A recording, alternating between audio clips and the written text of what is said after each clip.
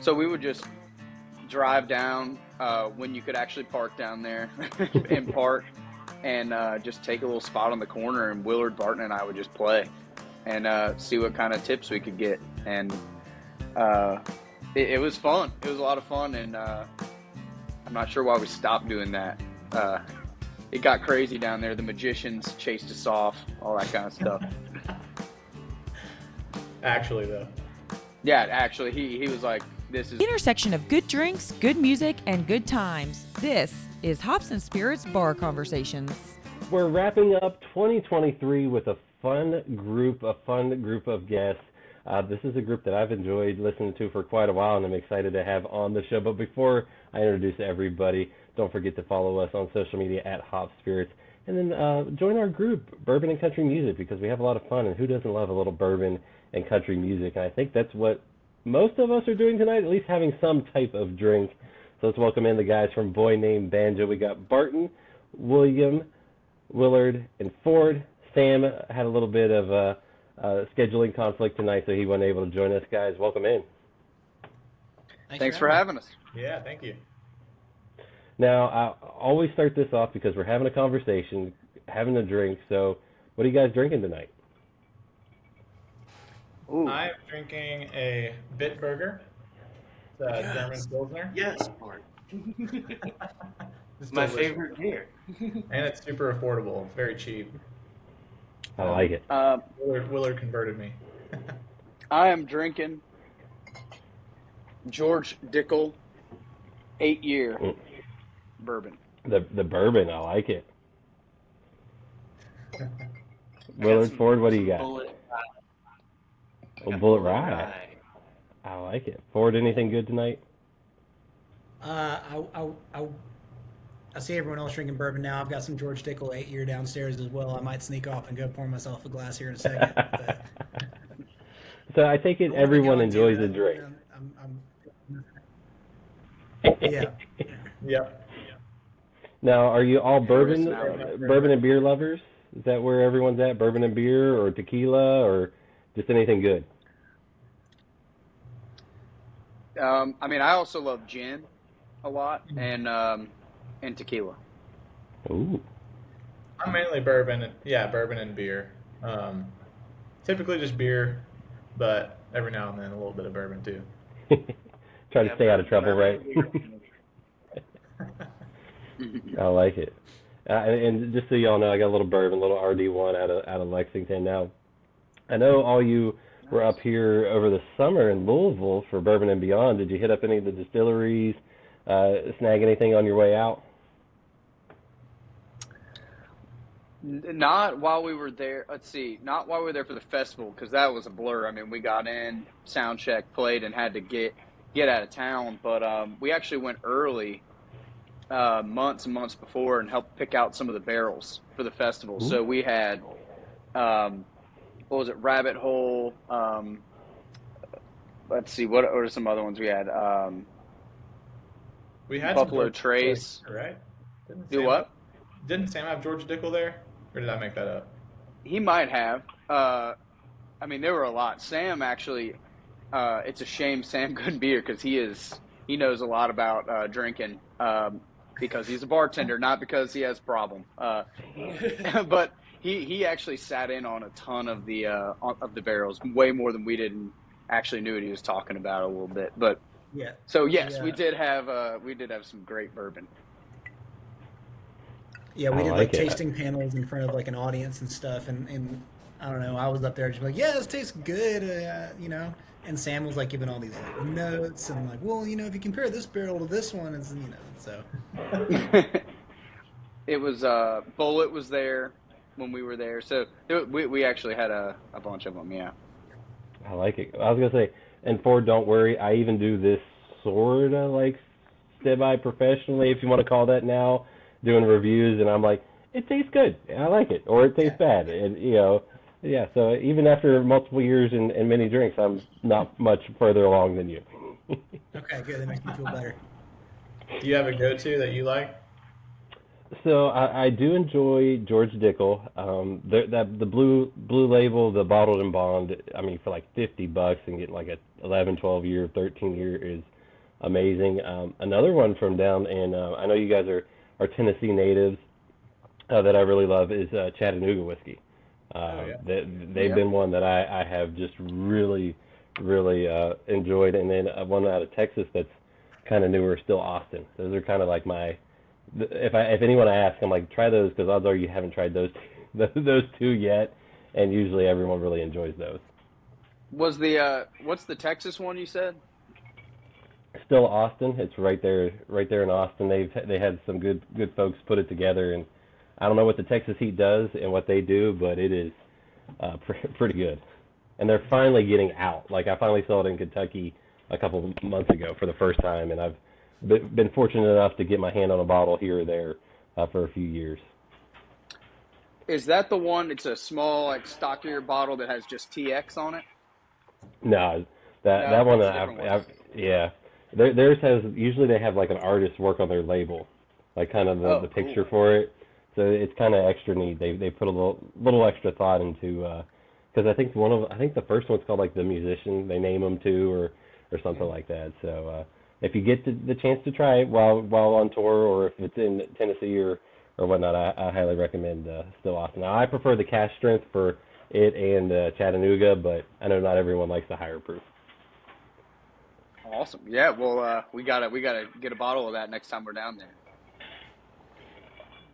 Now, I know three of you, am I correct? Because you guys are actually all friends, and like three of you go back all the way to kindergarten. Is that right? Like that, how long this friendship and group has almost kind of been alive? Willard and I went to kindergarten together, and then William and Willard went to elementary school, and then Barton joined the crew in middle school, and then picked up Sam in college. So it's And he been fit in just okay? Yeah. Yeah. Yeah. We actually, when Barton and I started playing in high school, and Willard, we stole him out of another band, and Ford's been in and out of Boy Named Banjo at that point a number of times because we weren't even Boy Named Banjo. We were just messing around. But we actually had a drummer before a bass player uh, as a string band, which was like the weirdest thing ever. But that didn't last too long. So Well, I was gonna say, how did Sam and Ford? How did you guys kind of end up in the group when it was all kind of once you got to five, I guess? Yeah, I don't know about.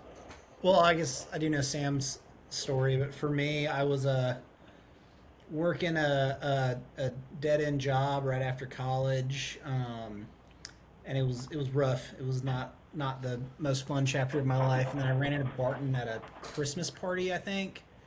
Yep.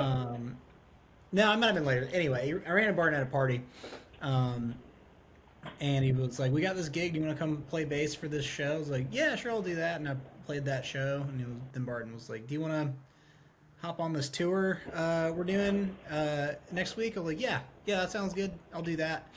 Then I quit my job on Monday, and then 5 years later, here I am. Yeah, the first two shows that Ford ever played were both sold out. Yeah. And so he was like, "Oh my God, this is the most amazing thing ever!" And then we got picked up by Willie Morris like in the following week, and he was like, "This can't be real." And then a lot of the shows after that, he got brought back down to earth a little bit. but it was too late for him to leave. But yeah, we roped him in already. Well, and correct me if I'm wrong too, because I feel like you guys have a kind of a cool story with how this. Were y'all really kind of playing on the streets there in Nashville when this all kind of got started, like kind of cutting your teeth on the actual streets? Well, when we first started doing that, we did it a number of times. We didn't do it like every weekend, We did it a handful of times, and it's because we couldn't play anywhere because we weren't 21, and so we would just yeah, I mean, yeah, we weren't even 18. That's a good point. So we would just drive down when you could actually park down there and park and just take a little spot on the corner, and Willard, Barton, and I would just play and see what kind of tips we could get. And it was fun. It was a lot of fun, and I'm not sure why we stopped doing that. It got crazy down there. The magicians chased us off, all that kind of stuff. Actually, though. Yeah, actually, he was like, "This is my spot. You need to get the hell out of here." And you never know what a magician can. They're kind of scary. Well, I was gonna say, you really don't want them to actually be able to make you disappear. Like, that would be bad. Right. Yeah. So we got the hell out of there. And is it also true that you kind of got your name by literally someone, driving by yelling, "Play the banjo, boy"? Yeah, that was a real drunk guy just walked up to Barton while we were playing, and we were playing Foggy Mountain Breakdown, and he just started waving money in his face and yelling at him to play faster and faster, and just came up with the name after that. And no matter how our sounds changed or anything, we've stuck with it. Yeah, You never wanted it to be. He was 6 inches from Barton's face. Yeah, he was. He should have been. Yeah, he should not have been that close. That was close.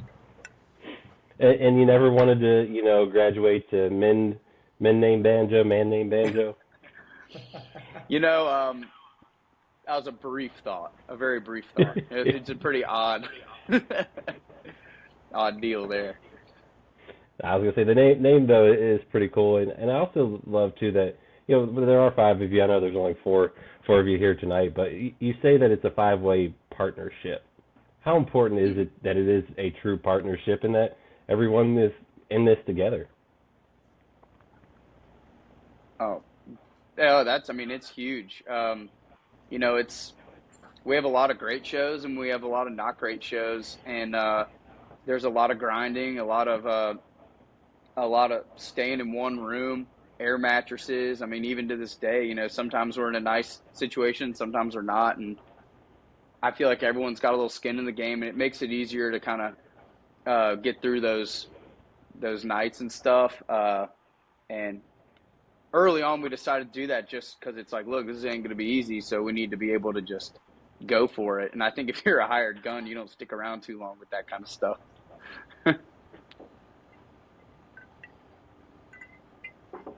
Yeah, I completely agree. I mean, we're all in, all 5 of us, and we go through all the ups and downs of the road together, and I don't think we could do it any other way, honestly, because the way we travel and stuff, it's a grind. It's still a grind, for sure. Yeah. Well, I guess another thing I'll say about that is from a studio standpoint and a show standpoint, we are a band, and everyone brings their own fingerprint to the table, to the music, and so if you're a band, you're a band. So we are a 5-way partnership. And where you all have kind of grown up with each other, been around each other since you were teens, what's that like? Because I feel like at that point it's probably like a brotherhood. There's the having fun with each other, also maybe getting annoyed with each other on the road. What's it been like, kind of growing up through all this together? I mean, I think it's helpful. I mean, it's a lot of time together, and it's just a lot. It goes deeper than just like coworkers, which is we've toured with a lot of bands, and you'll see like the artists like go off and do whatever they're doing, and then the band's doing whatever they're doing. It's like 2 separate things, but I don't know. It's we do get on each other's nerves, but in the same way that like siblings fight rather than I don't know. Rather than angry coworkers. Yeah. So. Well, I was gonna say, I mean, Willard even got Barton to be drinking his favorite beer. Yeah. Exactly. That's true. It's We a good all one. He turned me into it. after a while. Start wearing the same clothes. It's nice to have that to fall back on after some hard shows and hard runs and stuff like that. Mm-hmm. Oh yeah. There's always that to fall back on. Yeah, we all know each other very, very well to the point where you can sit there at the dinner table and just know what everyone's going to order on a menu. Like, we play that game all the time. Like, Barton, you're going to get this. And he's like, that's what I was going to get. So we all kind of know how to help each other out on the road too, and not ordering for each other, but like we all know each other well enough to get through the good and the bad and all that. So it's really great. Now, did all of you want to play music growing up? Like how? Because I always am curious about that. Because some people, from like age 2, they were around music. Is that kind of the same for all of you? I got into music a lot later than most people do, I feel like. Because I didn't start playing banjo till I was like 15. But from then on, and then once I met William and we started writing songs, and then Willard joined the band, I kind of like had dreams of playing music, but I never thought it would be a reality. But, we just kept doing it and doing it and doing it. And I wouldn't have it any other way now. But your question is no. Definitely not. Yeah, I mean, I could say I really didn't either. But when we were in college, we would just play every weekend and never stopped. So I love it. I love what we do.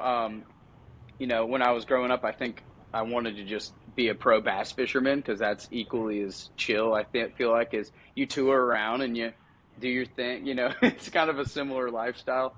But no, music's amazing. I wouldn't trade it for anything. So.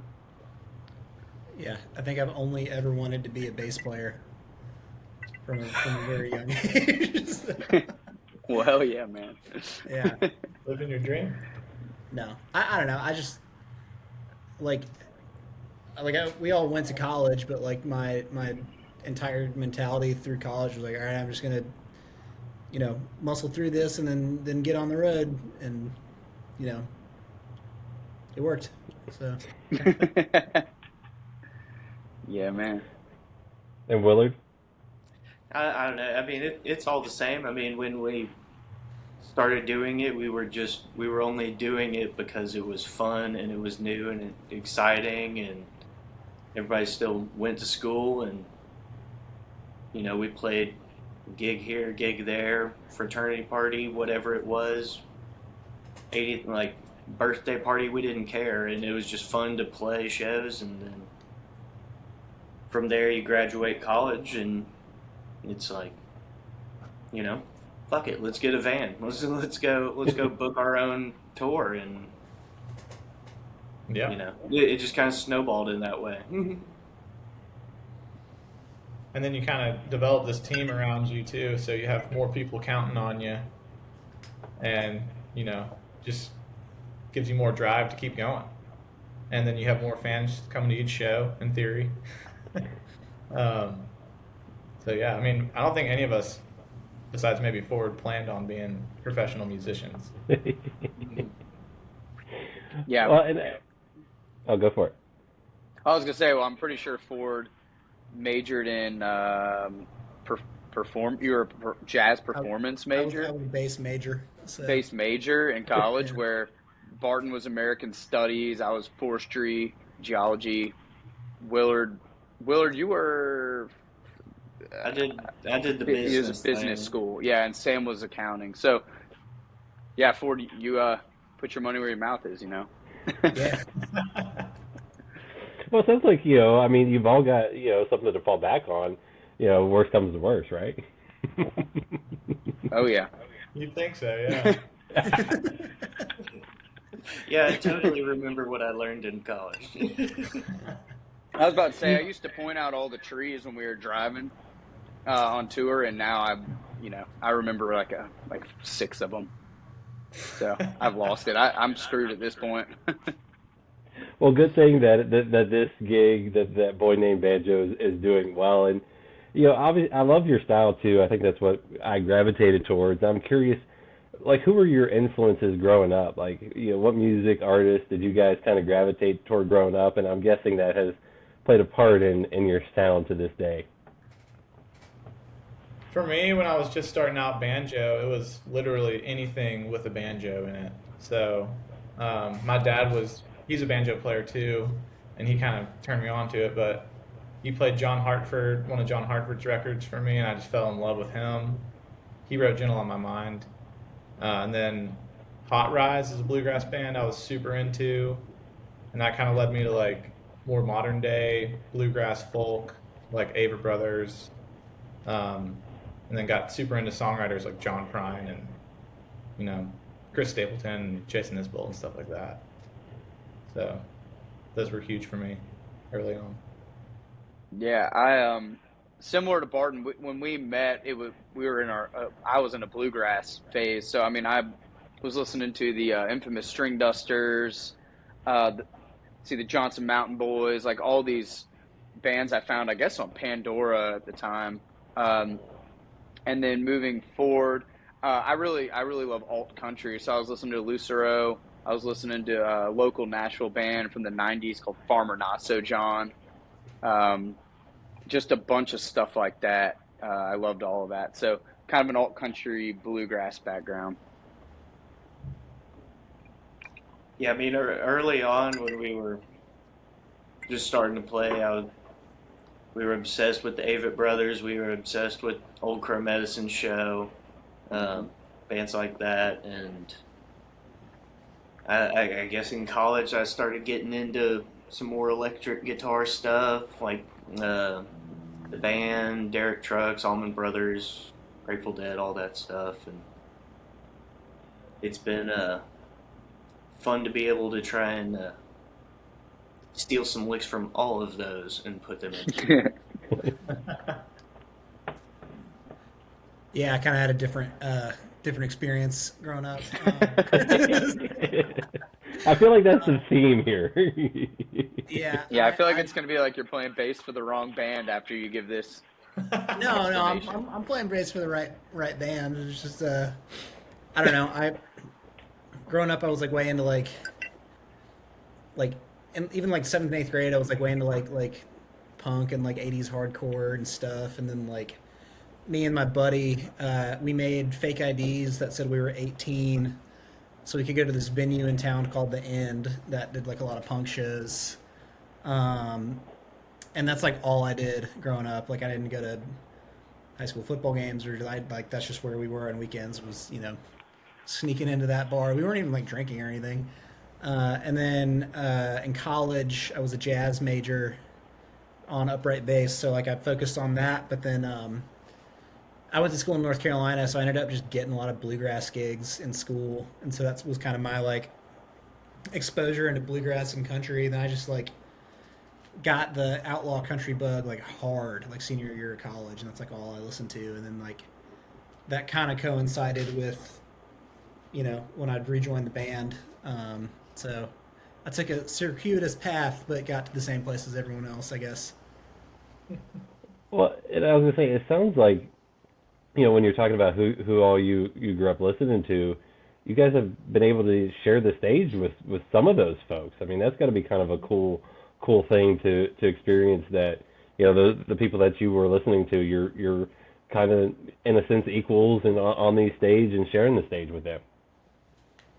Yeah, we opened up for Old Crow Medicine Show a couple years ago. Did a few weekends with them, and that was crazy cool. Because like Willard was saying, listened to them all through high school. And who else? Infamous String Dusters. Yep, we played with them. Hank Williams Jr. was a crazy one. That was kind of recent, and it was wild. I still can't believe it, just seeing him. I mean, he's an incredible performer as well. I mean, as are all the other bands we're mentioning. But yeah, I mean, it's really cool to have that moment for sure. And I try not to, freak the bands out when we finally meet them and play with them and be like, I listened to you and I was like this tall, because then that makes them feel old and stuff. I feel like everyone we toured with, like, you meet him and you're like, oh, you're just like a normal guy, but like Hank Jr. was the first one where I was like, oh fuck, he's not a normal guy. That guy is famous. That guy is like... His hat says Icon on it. Yeah. Yeah. Definitely the craziest fan base we've ever been in front of was that one. And I experienced that firsthand when I was maybe 17. My buddy was huge into Hank Williams Jr., and we went to see a show at Bridgestone Arena here in Nashville. And some dude turned over me looked over at me and was like, "Whiskey Bitten Hellbound, they're about to play it," and gave me a headbutt. That's what I just did. I was like, "Oh my god, these guys are crazy." So And then you got to experience it on the other side. exactly. Yep. And they lived up to the hype. Oh yeah. That was fun though. Well, and you talk about, I mentioned you guys are from Tennessee. You are true Nashville natives, which is very hard for a lot of people probably to ever believe that someone grew up in Nashville. But what was it like growing up in Nashville, your whole lives, and what impact did that have on y'all? I guess for me, growing up in Nashville, my dad is a music lover. He's not musical himself, but I mean, gone to concerts his whole life. And one thing he really introduced me to was songwriting, and the fact that, a lot of times people are writing songs for other people. That happens in all genres, I feel like. So I would grow up going to the Bluebird Cafe before it was on the TV show Nashville. You could actually just go in there and saw incredible songwriters behind the huge Garth Brooks hits, and you name an artist, they've had a hit through them. So kind of realizing that whole songwriter scene was, I guess, really big for me as a musician in Nashville. Yeah, I'd say for me, I grew up in a pretty musical household. My mom is a piano teacher at home, and my dad, like I was saying, plays banjo and bass and stuff. And they had a bluegrass band when I was little called the Renovators. My dad's name's Reynolds. And they would just have these bluegrass cats come in the living room and just jam late into the night. And that was before I even knew what bluegrass was, really. But I think some of that got ingrained into my ears. But yeah, I mean, they were incredible musicians. And then, John Prine was in my living room one night because my mom taught his son. So just meeting people like that and sneaking into the Exit Inn and Station Inn when we were in high school, going to see some of our heroes play. That's stuff you can't do in a different city, So, pretty cool. No, you're right. Yeah. I mean, I think about just the first live music experience I ever got to have was at the Ryman Auditorium, and which is my favorite place on planet Earth probably. And you think about things like that, and you think about the full moon picking parties that they have at Percy Warner Park, things like that.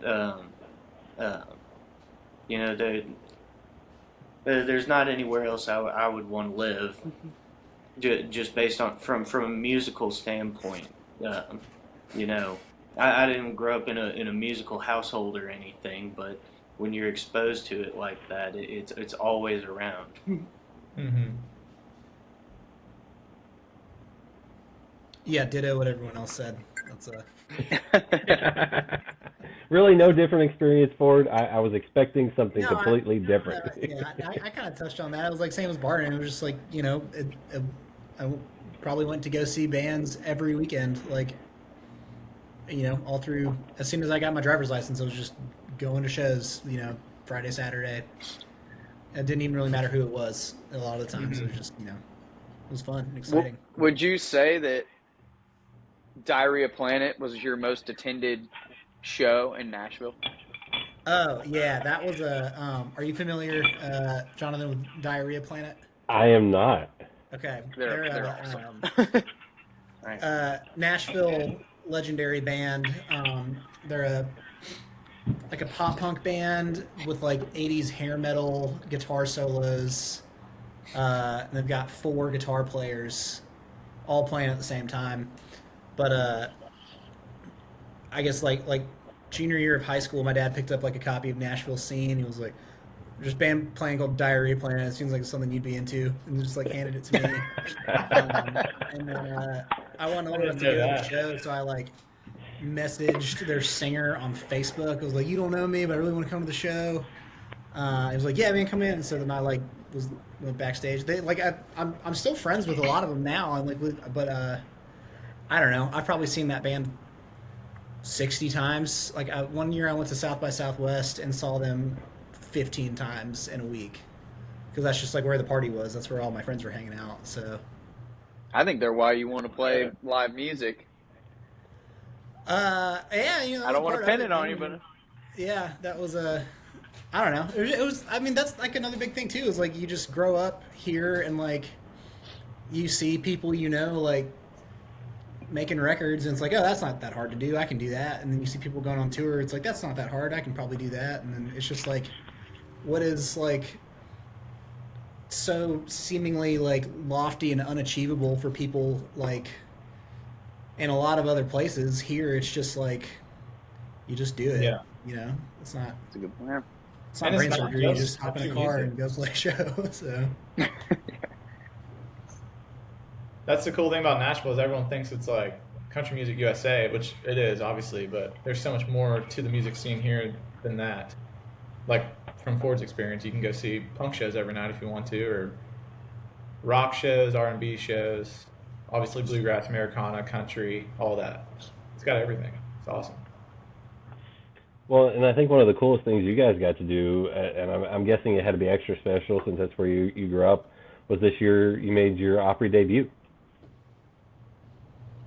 Yep. That was- exactly. March. Willard's got the I plaque think- on the wall. What does it say?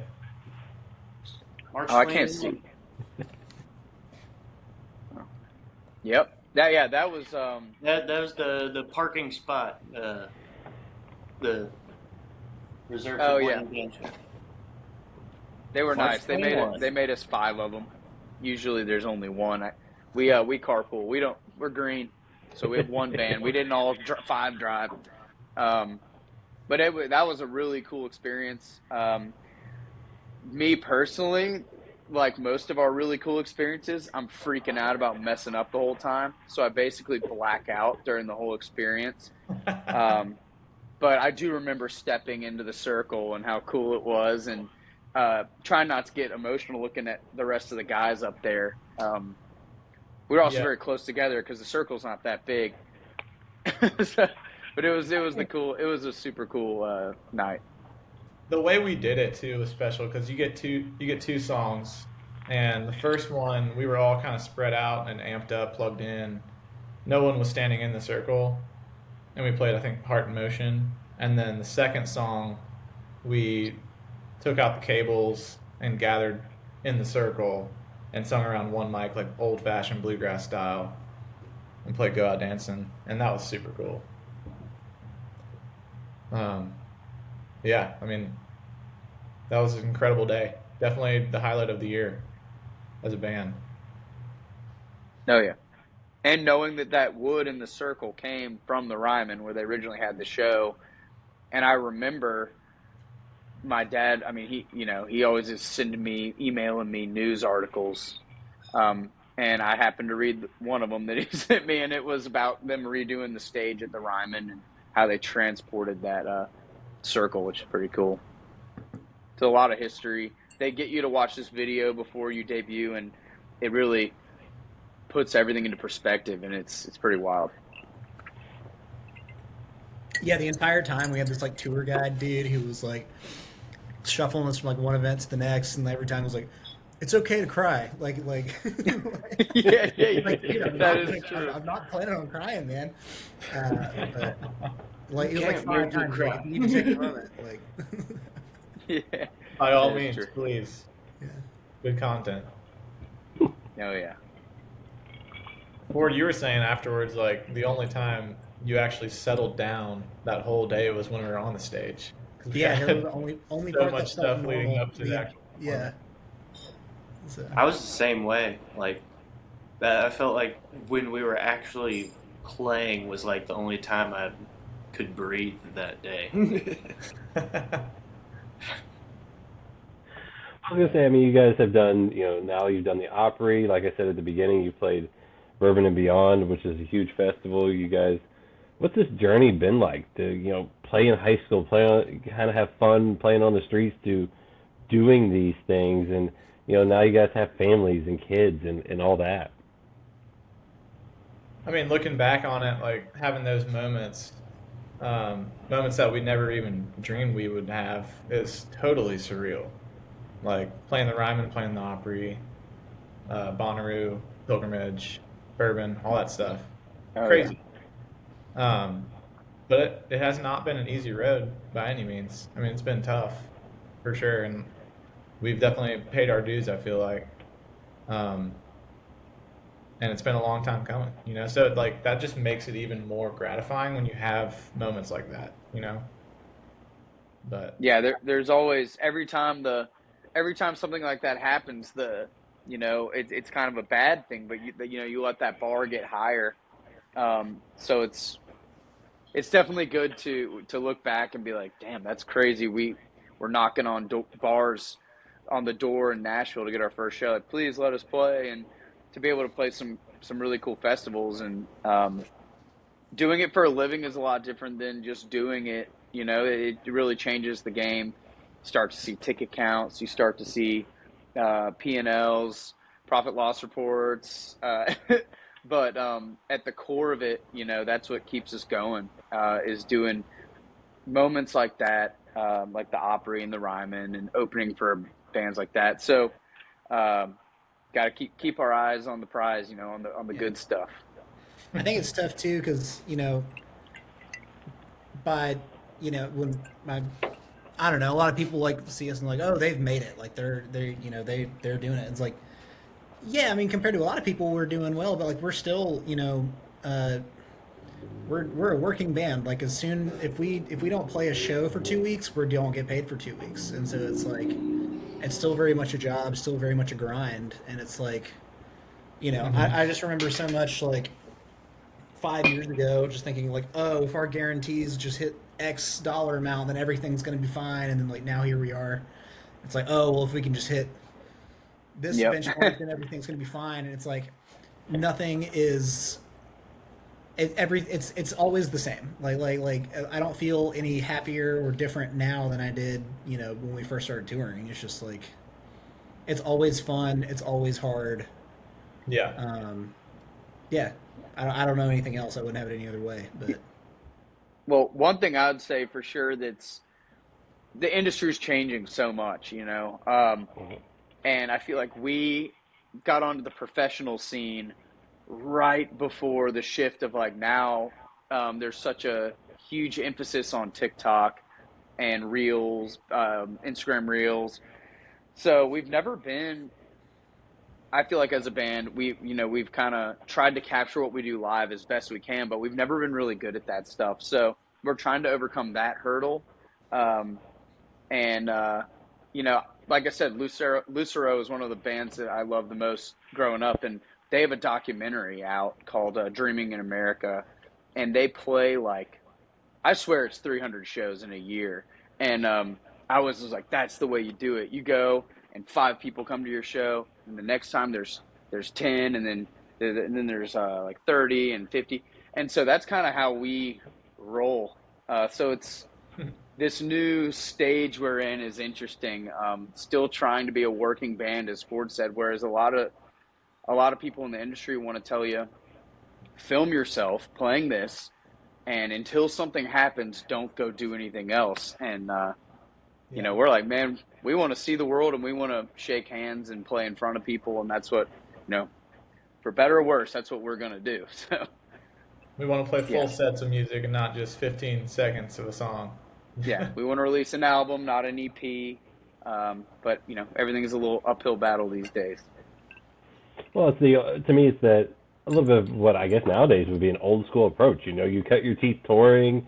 You hope that one day you just get that right grouping, and someone else hears you that takes it off. And I think you guys are doing it the right way, and a lot more longevity that way. And you talked about it. You guys were able to put out an album. Your major label debut, Dusk, was released in September. How awesome was it to do that? It was amazing. I mean, it was such a long time coming. I mean, we signed with UMG in 2020 and had, worked on the contract for probably a year prior to that. So, right when we signed, the world shut down, and we were sitting on all these songs and just decided to go back in the studio and cut even more.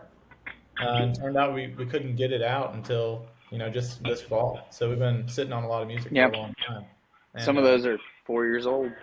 yeah, exactly. So we're just like, that was amazing, but we're also like dead set on getting even more out. So just looking to the future. Oh yeah.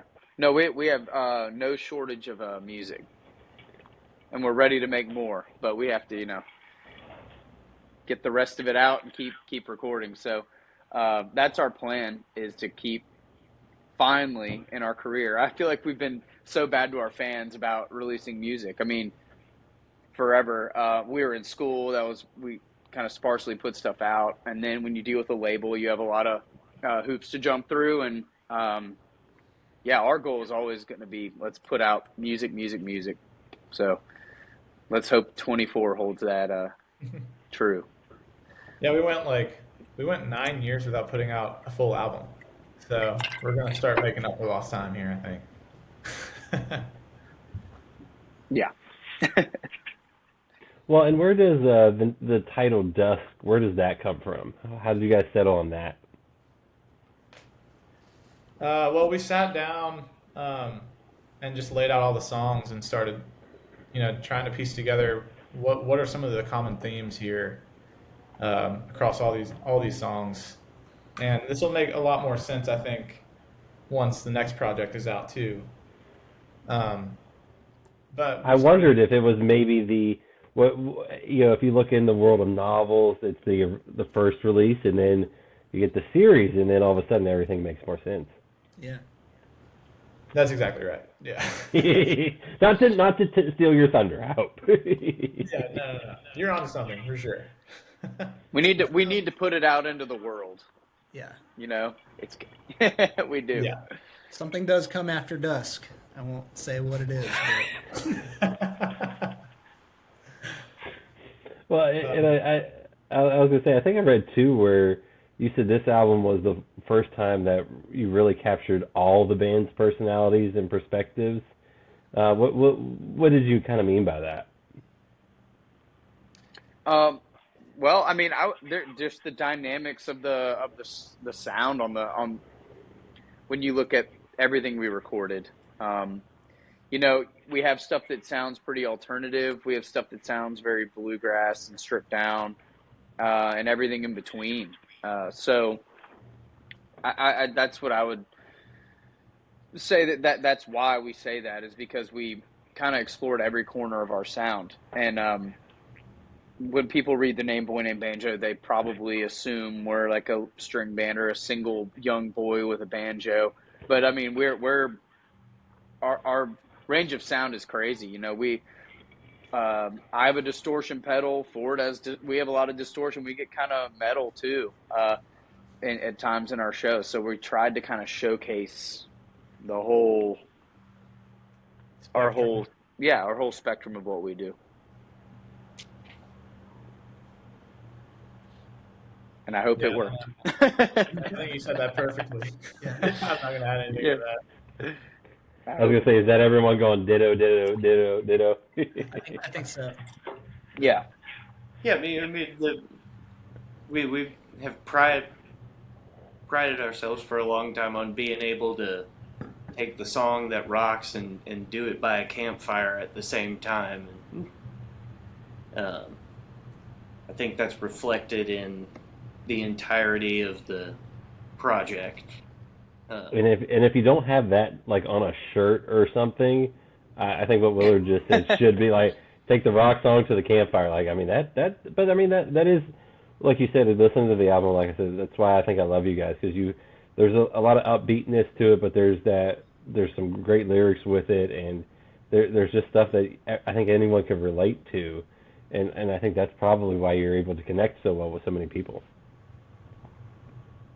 Thank you. Yeah, I mean, that's what we try to do. We never want to get to a point where we can't sit down and play our songs around a campfire. We want to sound good wherever we are, in whatever situation.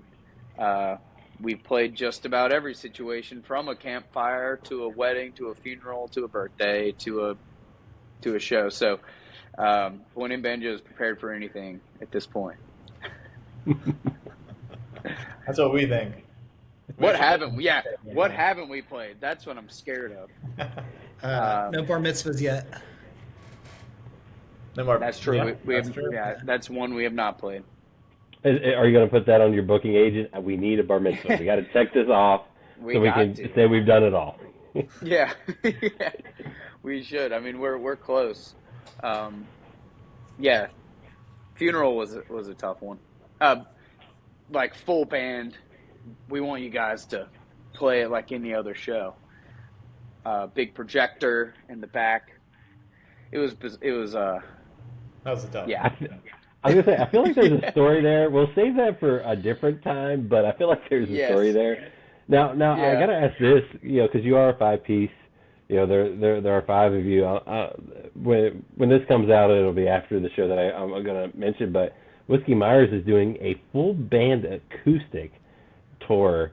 Have you guys ever done the full band acoustic? We haven't. I mean, well, no, not technically, but for a while, we were an acoustic band, so we have that under our belt. But I don't think ever as like a 5-piece. We've never done that. Yeah, but I mean, that's also, like there's parts in our sets now where it's like I'm on upright bass, Willard's on mandolin, and so like you can't get any more acoustic than that. And like, we kind of, the difference between us electric and us acoustic is like just switching 2 things, and then An electric guitar, yeah. Yeah, so it's not.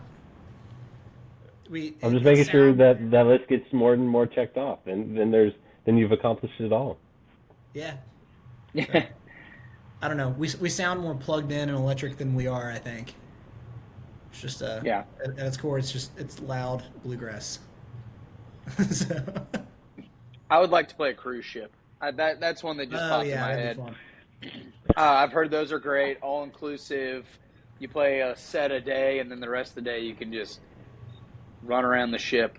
That sounds fun. Yeah, if they could get us on the Creed cruise before that set sail, that would be a dream gig, I think. I would be so sick the whole time. Sounds horrible. Yeah, I've never been on one. I'm honestly kind of afraid of deep water and sharks. Well, hopefully, that's not a good situation if you're on a cruise. if you even touch water, to be honest. Unless it's the pool on the boat, you're okay. Right. But if it's not, you're in pool or trouble. hot tub. Yeah, other than that, you're no thanks. I'm fired up to hear whatever Whiskey Myers is about to do acoustically, though. So they're doing it right now. They've got Adam Hood and I forget who else is with them on the first leg. Aaron and then Brent Cobb's coming on this week, and I'm just excited to see it because it's been one of those fun things where you talk about and you're like, oh, by the way, they're doing this, and they're like, other bands like I've talked to after like the recording, they're like, wait, how do they pull that off on something? So I'm curious to see what they end up doing. So I also have to ask this. I'm curious to see how you guys did this. Did you guys lay down this album with some makeshift studios and some tracks in secret as well? Yes. This record was recorded everywhere from let's see, an actual studio. So we'll start with the less weird, and then we also recorded some of it in an old church. In 2020, this church shut down and basically started renting out all the what were like Bible study classrooms to. We had a toy maker, or he restored vintage toys. He was our neighbor, and then our producer had the room next door, and we were recording in there. We recorded in a random kind of basement out in Donaldson, Tennessee, all the way to like where else? His basement. Our producer's house. Yeah, he built a studio in his house, and our first EP, Circles, was in a garage, which was like our producer's garage that was built into a studio, kind of. So yeah, the secretive aspect, I guess, going off of that was, I think it was in 2020. Everything was shut down. Obviously, we weren't on the road making money that way, and we were like, we have to just, because we'd written all these songs, we're like, we have to get in the studio. And we didn't want to deal with going through all the hoops and stuff, because that was kind of impossible at that time too.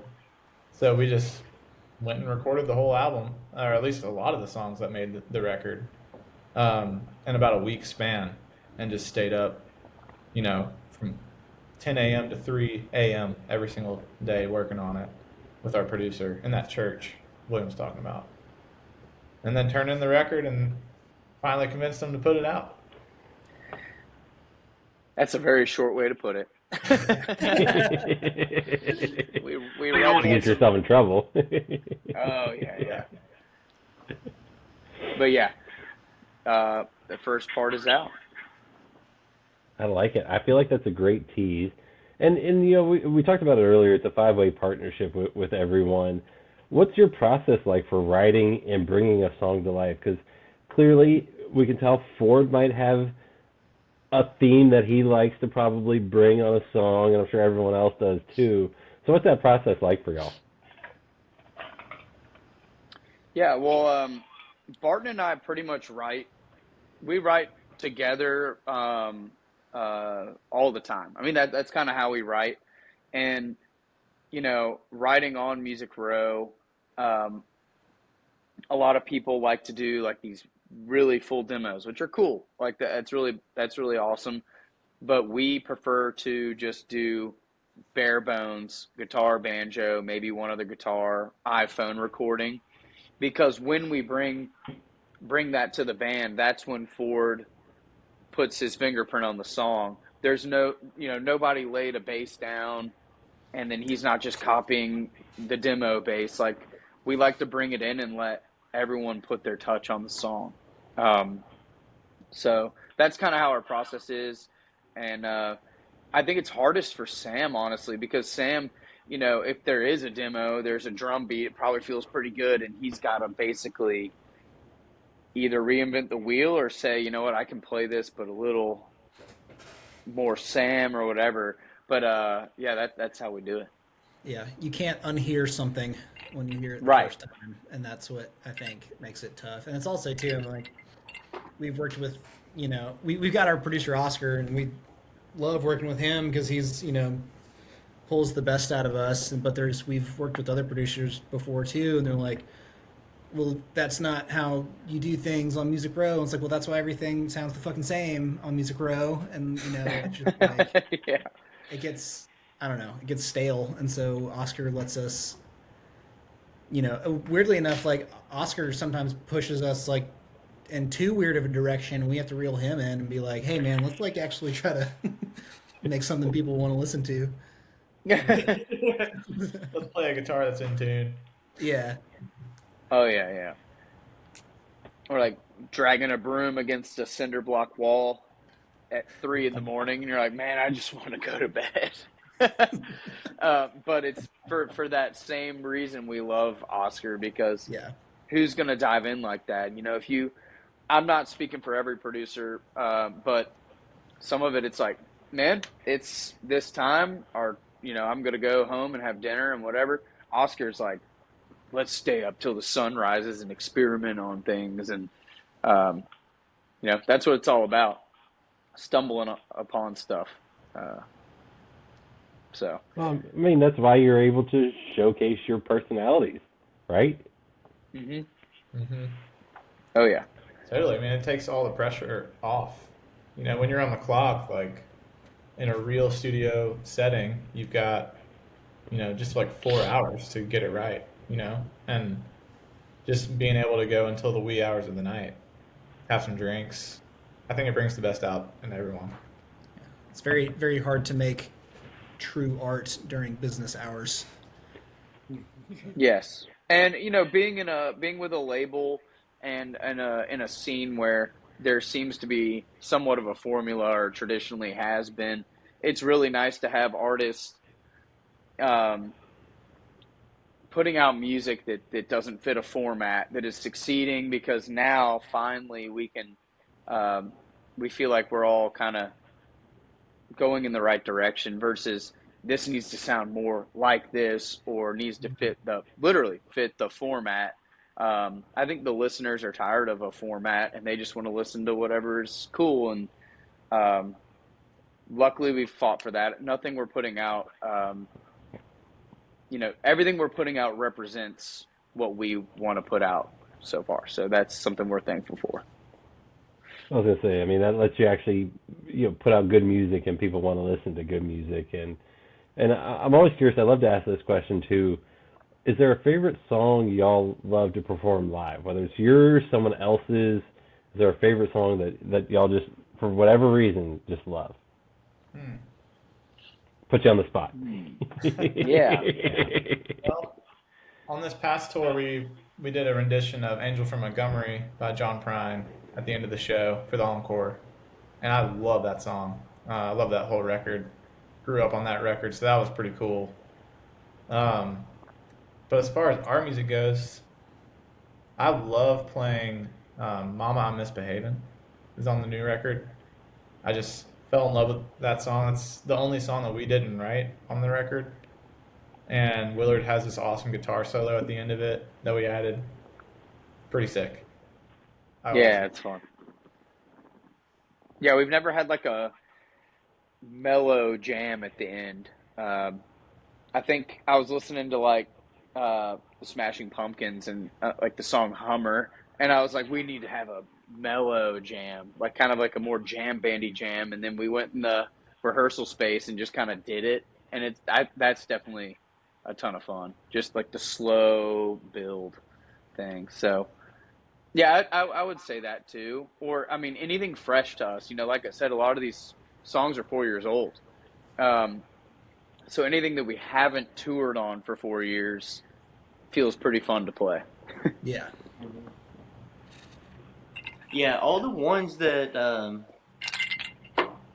we either add a new little part or just do it a little differently live. Like "Mama, I'm Misbehavin'," we basically just added an extended outro where we rock out. "Whiskey Dreams" also is a really great one where in the recording we have a big instrumental solo section, and we have done that differently a couple ways now, and that one's fun too. Just the ones where we're taking the recording and enhancing it. Yeah. Yeah, we're pumping adrenaline into it for the live show. Yeah. Yeah, like I was saying, that's our thing. Extended solo, and whatever you want to add to it, We feel like play it 20 different ways. Yeah, like most of our songs on the record are like 3 or 4 minutes, and in a live show they're like 7 or 8 minutes. Everything kind of just like, whoa, what if we did this? Like, what if we did that after that? And then just like kind of snowballs into a halfway decent live set. So, Well, I was gonna say, I mean, that allows people when they come out to see more of your personality, but also too, like they're not seeing the same thing every time when you perform a song. Like they're getting a different experience. Yeah, and Barton writes our sets, and usually, I mean, we try to switch it up. I mean, we kind of have a program on a run of shows, but we definitely switch it up a bit. We'll play one song versus another, or reorganize or something. So we opened for Daryl Scott on a number of shows, and he's an incredible musician. He never plays. When I say never, I mean, I'm sure he's done the same thing twice, but he'll play a song on the piano one night, and the next night he plays it on a bouzouki, and the next night on a guitar, and he's basically he will not play it the same way twice ever. Yeah. And so that's a really cool thing that he does, and we kind of try to do in a way. No, I love that. And my last question for y'all is, obviously, by the time this drops, 2023 will basically be over. We'll almost be at Christmas. So what can folks expect from you in 2024 that you're allowed to tell us, not get in trouble, because I know you guys can get in trouble if you say too much. I'm hoping the alcohol may have allowed you to slip up a little, but not too much. I mean, Yeah.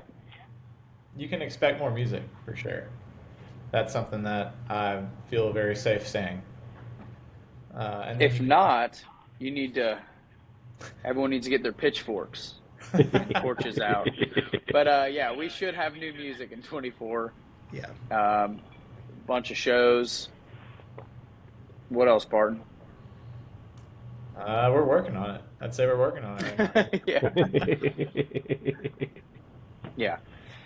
Maybe record some new music in 24 and hopefully even put that out in 24. We'll see. I want to do an acoustic album at some point. I don't know when that's happening, but I think our fans would love that, and I would too. Me too. Put it on the list. Put it on the list. I mean, you've almost done it all, so you gotta find something new and fun to do, right? That's true. Shake it up. Maybe we'll do a dance remix album. Ooh. Yeah. I don't know if Willard was in on that. Ford, I don't know if Willard was in on that. I'm sorry. No. I just did funny face because he's already working on it. This is the joke here. Yeah, he has like multiple versions of, I think 2 or 3 of our songs already like technoed out that he just does on more in the band.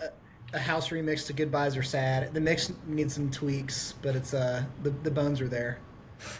See, So. you have found your TikTok. You just give it to Ford, Yeah. and you're great. We were Yeah. saying with Warlock, Ford's just gonna like create his own SoundCloud and throw him up there, and he's gonna get massive, and we're gonna be opening it up for Ford. Yeah, that's the dream. He's not gonna give us any royalties. He's gonna find some way to cut us all out. Yeah. I'd be happy for you. Thanks, man. I'll let you come on the plane. See, I can feel the brotherly love right here. They're the ticket to world domination. Yeah. Maybe that'd be our big break. We'll see, man. Ford's remixes. Ford just at the Hard Rock all-inclusive resort in Punta Cana, just blaring Living the dream. mashups. All right, that would be good. That'd be good for you, man. Well, guys, this has been a blast. I appreciate it so much. Thank you for sharing a drink with me, sharing your story with me, and folks, if you can't tell, they're a fun group. You need to listen to them, and thank you so much. Yeah, thank Thank you, you. man. Thanks, Jonathan. Been fun. Find more from Hops and Spirits at hopspirits.com. Thanks, everybody. Bye.